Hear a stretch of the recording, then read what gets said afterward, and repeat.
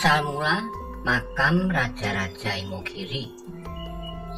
Makam Imogiri merupakan kompleks makam Raja-Raja Mataram Islam beserta keturunannya, yakni Raja-Raja yang bertahta di Kasunanan Surakarta Adiningrat dan Kasultanan Ngayogyakarta Adiningrat.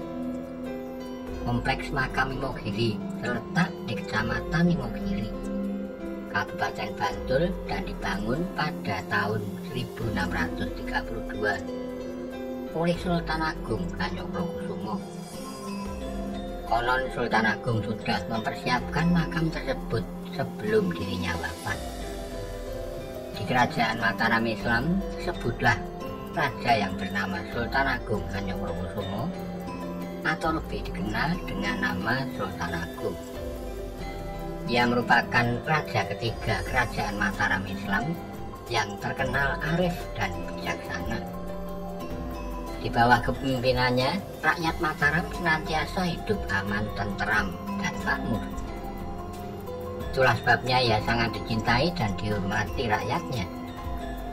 Selain karismatik, Sultan Agung memiliki kesaktian yang tinggi. Konon, beliau mampu ke Mekah secara gaib untuk sholat Jumat di sana. Karena seringnya ke Mekah, Sultan Agung kenal baik dengan beberapa ulama di sana, baik ulama Arab maupun ulama dari Indonesia yang sedang berada di Mekah. Dari perkenalan itu, mereka pun kemudian menjalin persahabatan, dan Sultan Agung sering diajak oleh para sahabatnya untuk berkeliling kota Mekah dan sekitarnya. Suatu waktu, ketika sedang berjalan-jalan bersama seorang ulama, Sultan Agung sampai pada suatu tempat yang tanahnya berbau harum. Beliau amat tertarik pada tempat itu, maka timbullah keinginannya apabila suatu saat meninggal, jasadnya agar dimakamkan di tempat itu. Niat itu kemudian ia sampaikan kepada sahabatnya, namun ulama itu melarangnya dengan alasan rakyat Mataram akan kesulitan apabila untuk mengunjungi makam sultan. Nasihat ulama itu memang masuk akal, namun Sultan Agung tetap bersikeras ingin dimakamkan di tempat tersebut.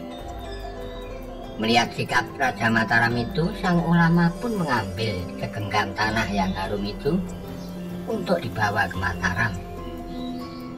Ulama itu berpesan agar melemparkan tanah itu ke selatan.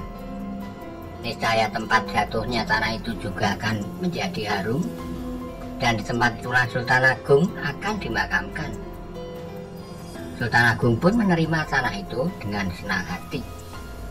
Kembalinya dari Mekah, beliau mengambil separuh tanah itu lalu dilemparkan ke selatan. Tanah itu jatuh di Bukit Giriloyo di daerah Bantul. Sultan Agung kemudian memerintahkan abdi dalem untuk membuat makam yang dipersiapkan untuk dirinya. Sultan Agung mengerahkan abdi dalem istana untuk membangun makam tersebut. Rupanya, pembangunan makam itu bukan sekedar menggali lubang, melainkan sebuah kompleks. Itulah sebabnya pembangunan makam tersebut melibatkan ribuan orang. Untuk mengangkat batu bata dari keraton yang terletak di daerah Peret ke Bukit Giriloyo, para abdi dalem merantingnya satu persatu dengan cara duduk bersila agar tidak rusak. Paman Sultan Agung Gusti Pangeran Juminah ikut membantu mengawasi jalannya pembangunan makam. Namun saat itu ia jatuh sakit bersamaan dengan pembangunan itu selesai. Ia pun meninggal dunia, maka sang paman dimakamkan di kompleks makam yang baru selesai dibangun itu. Oleh karena makam tersebut sudah digunakan untuk pamannya, Sultan Agung tidak ingin dimakamkan di tempat itu karena dianggap terlalu sempit untuk beliau dan keluarganya kelak. Setelah pemakaman pamannya selesai, Sultan Agung kembali ke istana. Ia segera mengambil sisa tanah yang berbau harum dari Mekah itu, lalu dilemparkannya ke arah selatan. Tanah itu jatuh di Bukit Merak yang masuk wilayah Dusun Pacimatan, Desa Wukir-Sari, Kecamatan Imogiri, Bantul. Itulah sebabnya makam Imogiri juga dikenal dengan istilah makam Pacimatan. Sultan Agung pun kembali merintahkan para abdi dalam untuk membangun makam yang baru di tempat itu. Ia menginginkan agar makam itu dibangun menjadi beberapa bagian, karena makam itu bukan untuk dirinya sendiri, tetapi juga untuk keluarganya. Maka dibangunlah sebuah makam yang bagian tengah paling atas Bukit Merak. Makam itu kelak akan menjadi makam Sultan Agung. Kemudian di sekitar makam itu dibangun pula beberapa makam yang akan digunakan oleh keluarga sang sultan.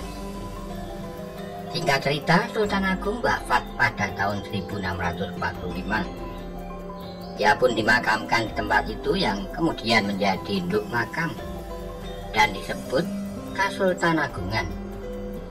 Setelah itu makam tersebut kemudian menjadi pemakaman seluruh keluarga sang sultan dan raja-raja Mataram setelahnya.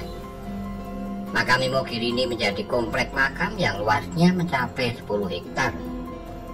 Di komplek inilah sebagian besar raja-raja Mataram Islam hingga pemerintahan Kasunanan Surakarta Hadiningrat dan Kesultanan Ngayogyakarta Hadiningrat dimakamkan. Setelah perjanjian Giyanti tahun 1755, kompleks makam ini pun dibagi menjadi dua bagian, yaitu bagian sebelah barat digunakan sebagai makam raja-raja Kasunanan Surakarta Hadiningrat, sedangkan bagian sebelah timur digunakan untuk makam raja-raja Kesultanan Ngayogyakarta Hadiningrat. Demikianlah asal-usul makam raja-raja Imogiri. Terima kasih.